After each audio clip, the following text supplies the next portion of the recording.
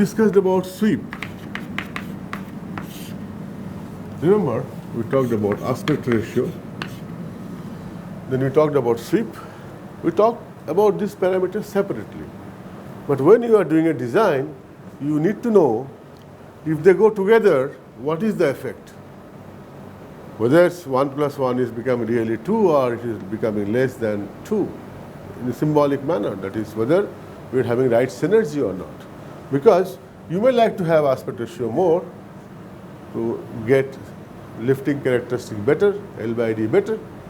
You may like to have sweep more because you want to increase the critical Mach number. You know, this MCR is increased if sweep is increased, and I'm talking about high subsonic airplane. Because for a supersonic airplane, whose free stream Mach number is already more than 1, the critical Mach number has no meaning, right? Because what is critical Mach number?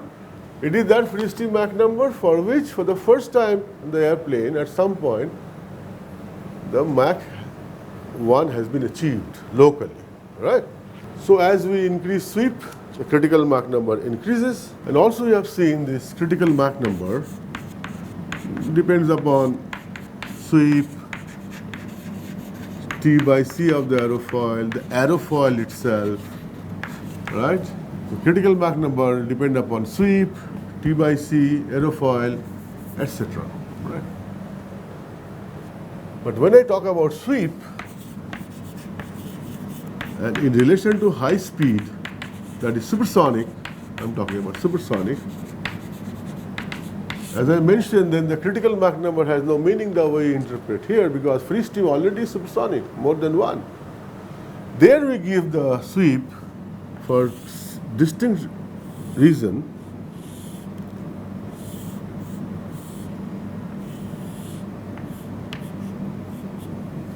We try to see that the sweep angle is such that m cos lambda is less, the normal component is less, so you'll have lesser drag. But it also costs you lift loss. Okay? But what is the systematic way of contouring the wing leading edge? You understand what is Mach cone, right? And Mach cone mu is given as sine inverse 1 by m infinity. Please revise from your book and try to understand what is Mach cone. I'll just glance through it. You know that if I am moving with speed more than velocity of sound, in time t, the disturbance which moves with the velocity of sound, this is Vs into t, will be covered, but vehicle being more than the speed, vehicle speed being more than the speed of sound, so vehicle will be here, so another will come like this, you know, because time has elapsed, so this will become larger. And if you see this line, if we do a tangent, and this angle is the Mach angle, right? That is physically what we understand, that disturbances are confined within this zone, right? And that relation mu is given as sine inverse 1 by m infinity. And of course, m infinity is more than 1. That's why that angle is oblique. So what is the best way to handle is, if possible, that if you have a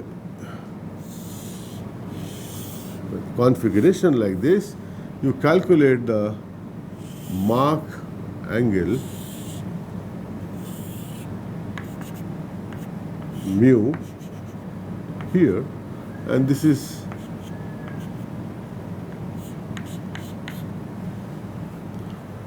you could see if this is the Mach cone, and if you could manage the leading edge within the Mach cone, then you have every possibility, or you are having a subsonic leading edge. Okay? But it may not be always possible. And in contrast, if your leading edge is outside this Mach cone, then you will have supersonic leading edge. Supersonic leading edge, the problem is there will be lift loss, because you know CL is CL incompressible by under root m infinity square minus 1. So as you increase m infinity, the CL or the CL alpha, that reduces. One way is you try to put the leading edge within the Mach cone, but it's always not possible because this will be too demanding. You have to really stretch the wing towards the central axis. Not possible all the time. Mostly not possible. So for a high supersonic case, what is done is they handle it at an airfoil level. What is done is use pointed aerofoil. It's a loose statement. Correct statement would be use supersonic aerofoil, which have pointed nose. But it also creates its own issues. But that is the direction. Okay? There are series of supersonic aerofoil. A lot of base work is done, database is available which are relevant. Since we will not be focusing more on supersonic airplane, I will go back to, soon I will try to go back to low speed and subsonic airplane, but I thought I must mention this so that you get inspired and read more. My lecture for this course, level 1, is almost like showing you index of a book for a designer, what they should know how to integrate. Right? Okay.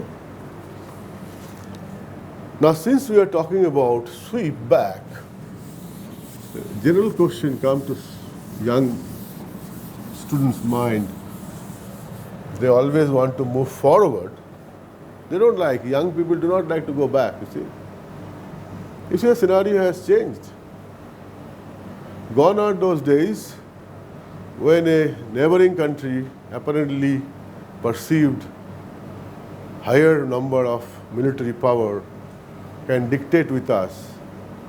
Salute to our soldiers who has given right impression that we have no knowledge of moving backward when it comes to defending our country.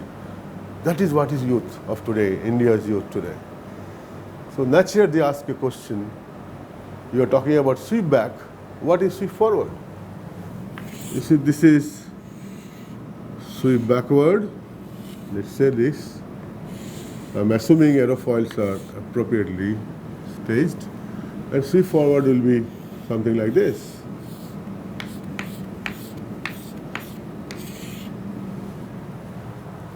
So instead of taking this back, you're taking it forward like this.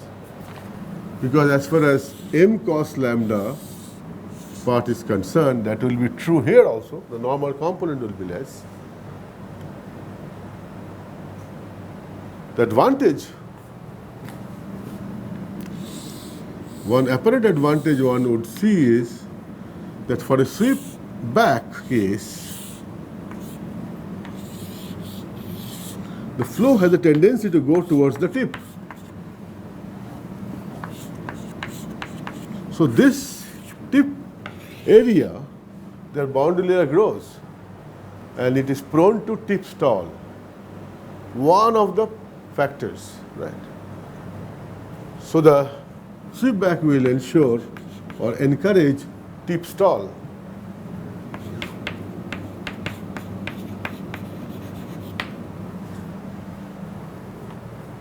But for a forward sweep, you see, the tendency of flow to come towards the root.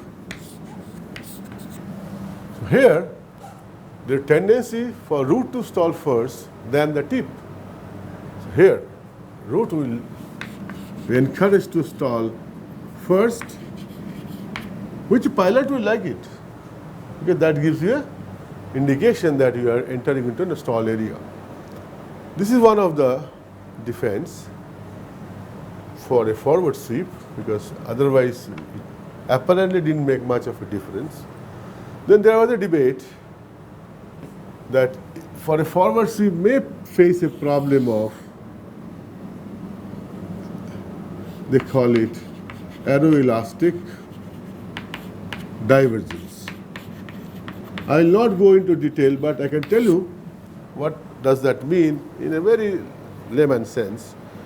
If something is forward, suppose when it was swept back, and the elastic axis is the axis about which if we apply the forces, then it will only do bending, no torsion.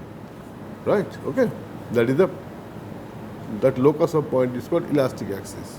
Now, the moment you do wing forward, there is a suspicion, possibility that this wing may infinitely go of increasing its attitude via twist. By twisting the wing nose up. Nose up means angular of attack is increasing, so stall and all these things happen and it can just go out, which is less probable for a swept back wing. Of course, the materials are there, limiters are there, so that is not really an issue. But historically, people are following a swept back. You will find such thing being added in unmanned aerial vehicle. Okay? And then also you can expect one wing swept forward and another wing which is swept back. Oh, this is.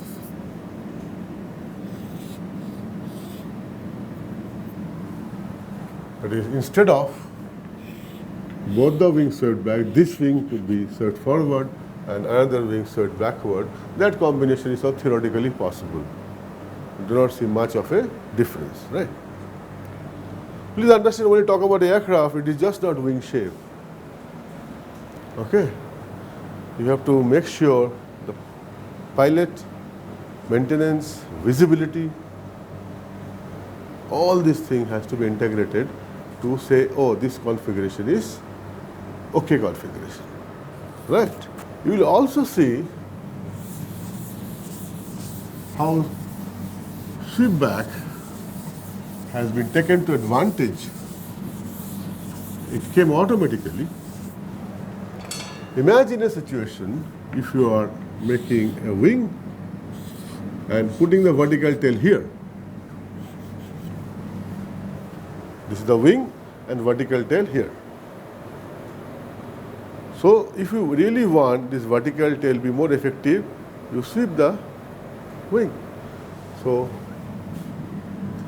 if you sweep back, vertical tail becomes more effective. Which vertical tails? There are vertical tails if you are putting over the wing, right? For different combination you may do that. Also you see that if this is the airplane and you are putting a pusher, the engine is here. The moment I put a pusher, you will see that the tendency of CG coming backward, right? CG coming backward, we say tail heavy. Right? So to make it stable, we like aerodynamic center of the wing to come backward, and that happens by sweeping the wing. So the speed may not be a criteria. The criteria is you want to draw the aerodynamic center aft because the tail has become heavy. The whole scenario of today's aircraft development has changed because today the focus is unstable doesn't mean uncontrollable. If by making an aircraft unstable, you can control it and finally it gives you a better objective fulfilled, do that. That is the philosophy. So all these concepts we are telling, they stand alone is okay, but when they are integrated with different requirements and different expectations, you'll find at some point this concept is okay, at some point this concept is okay. It's not a generic statement that this configuration will be better in a general sense. Now the question which I was discussing, we have a natural love to increase aspect ratio, which often troubles the structure group. We have a fancy of making the wing look very agile by giving sweep back. Sweep back. If I try to add this, what is the consequence? That is exactly what I was telling. Will 1 plus 1 always give 2 symbolically? Because we love to increase aspect ratio, we love to have sweep back. What happens if sweep back is there? You know the tendency of flow to go towards tip. So immediate worry is tip stall.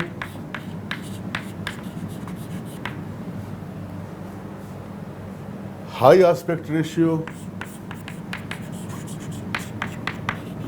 again alpha stall reduces. So sweep back and high aspect ratio, this combination will lead you to a trouble. Do you understand? Sweep back flow will try to come towards tip, high aspect ratio, the alpha stall reduces. So this gentleman, tip stall will get more elevated. But as human mind,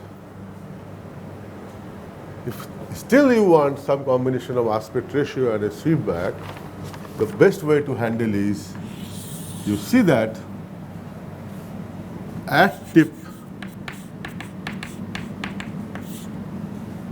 there is some twist. Twist the wing at the tip. That is, if it's creating a problem of tip stall, then you try to give a twist at the tip so that net angle of attack at that region is lesser by the amount of negative twist you have given to the wing, and that is called, all aeromodeler use this concept, wash out. If you want to increase the local angle of attack here, let's say wash in. Just now I used the word twist. If I talk about twist, we need to first know about the lift distribution over the wing. That is very important.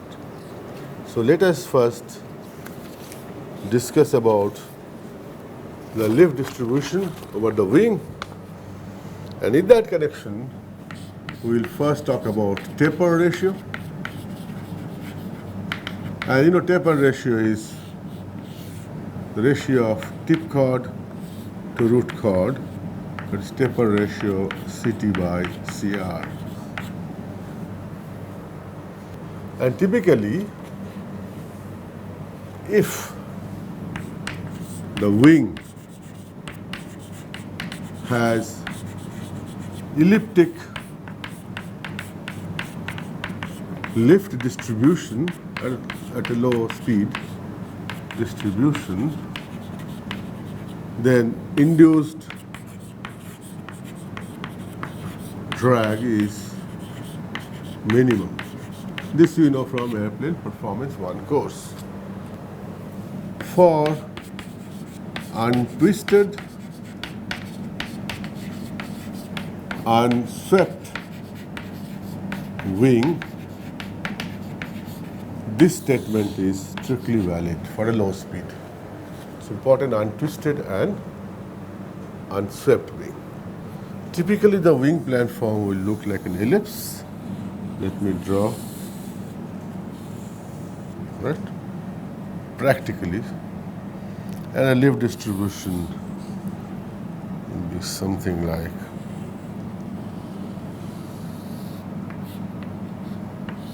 You can refer any book. These things are available. This is just part of revisions. This is typically elliptic wing, and you could see that it's not so easy to manufacture an elliptic wing. Just to give you a number, if I have same aspect ratio, rectangular wing, and same aspect ratio if I am going for an elliptic wing,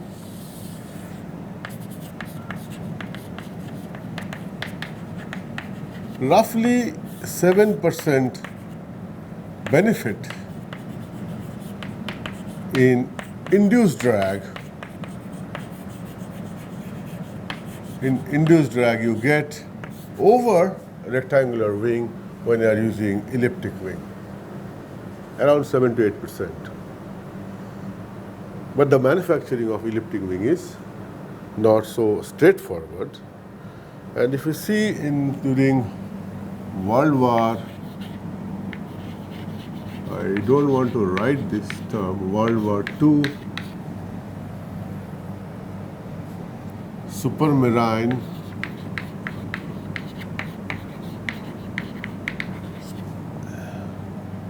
Spitfire.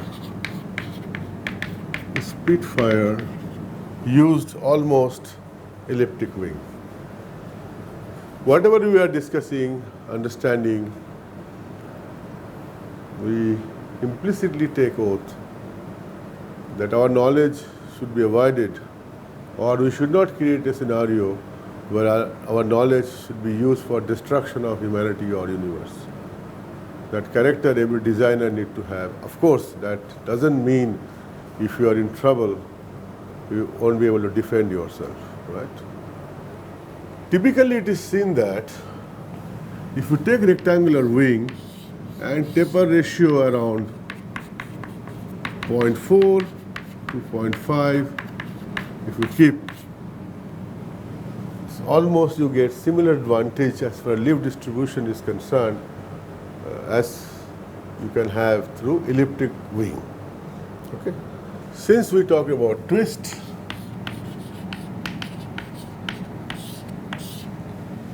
how can you use the twist aerodynamically? Fundamentally, we know if I have a wing having constant chord, right, and a wing having tapered chord, the moment I put a constant chord, I'm unnecessarily making lift near the tip large. As I put more lift at the tip, I am nearing towards more vortices, and also structurally more bending moment. But since we are talking about elliptic distribution, I'll talk in terms of if it's a constant chord, we are unnecessarily loading the tip. Instead, you reduce the load here. So one is you do taper ratio. You actually reducing the chord here. So lift load at that portion is reduced. Okay. If you have rectangular wing only, you don't want to go for taper, then at some portion here, you have to give a negative twist. Maybe 10%, so that this area is not as loaded in terms of load as this was, because you want to avoid induced drag, because induced drag is dependent upon the pressure difference in the top and the bottom surface. So I am reducing it, right? So I have to give a negative twist. So here, aerofoil was like this, I'll give like this. You see, this was the aerofoil, negative twist I'm giving like this for some 10% area. Then what is twist? Geometric twist. This is what I explained was geometric twist.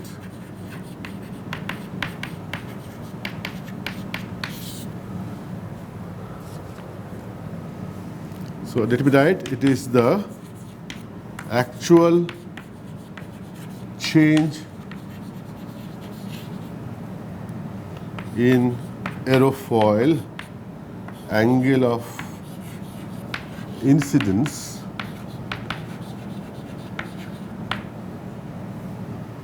usually measured with respect to root aerofoil, right? How much I have twisted it is measured with respect to the root aerofoil. I can do a twist like this down, negative, which I call washout. I can also increase, which I call wash in, right? So that is geometric twist. I can also give a twist which is proportional to the length. As length is increasing, the twist is proportional to the length, local distance where I am giving. So twist could be proportional to the length. So linear twist.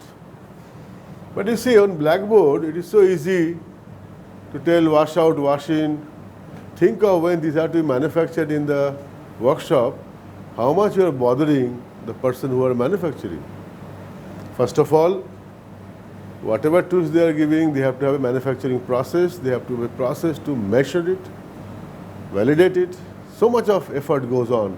So use all these twists and all, absolutely when required. Don't do it for fancy. If we are bothered about stall, we want to avoid tip stall, there is another way of handling it is what we call is aerodynamic twist. When you talk about aerodynamic twist, as designer, he is more focused. He wants to ensure that the stalling property improves, or in a sense, he wants this man to root to stall first, then the tip, because his aileron, etc., are working there. So what is the best way to do is use an aerofoil, particular camber here, lesser camber you use here. So here the camber is lesser compared to root aerofoil. And you know, as you increase the camber, the stall angle reduces. So at the root, I have put highly cambered aerofoil, getting a CL max also. But at the tip, I am putting a aerofoil with lesser camber. So the stall angle here is more. So for an angle near the stall angle, this gentleman, this area will stall first. But again, blackboard it looks fine. How do I maintain continuity on the wing surface when you are putting different aerofoil, having different camber? There are construction issues, construction smartness is required. If I get a chance, I will definitely demonstrate how we do in our lab when you design our unmanned aerial vehicle. Nowadays, we are designing 40 kg unmanned aerial vehicle, so you could see almost similar things are happening, right? You could appreciate that what I am trying to do, initially I am trying to give you some idea about physical phenomena and then try to drag you towards designer's perspective through numbers. For example, if somebody tells me, how do I get an average number for what sort of a twist is there? The simple rule is you take the average of them as a designer to start with. Okay. If somebody asks with what aspect ratio I should start conceptualizing a design, I say if it is a transport airplane, takes 8. What sort of a CL alpha? Take 5.5 per radian. But when somebody asks me what sort of wing loading, I say hold on. We'll be talking about wing loading maybe in next or later lectures, but we are very close to coming to finding out thrust requirement, thrust loading requirement, wing loading requirement, which are extremely important part of it, designing of an aircraft. My sincere advice, please revise airplane performance 1 and performance 2 whenever you find some connected material being talked. Read textbooks, Google, approach Google uncle and get your queries use forum, and finally you will understand that from blackboard to your field, the design concept must stay. You should not stay on the blackboard or your notebook. It should stay with you. Then only you are a designer. Thank you very much.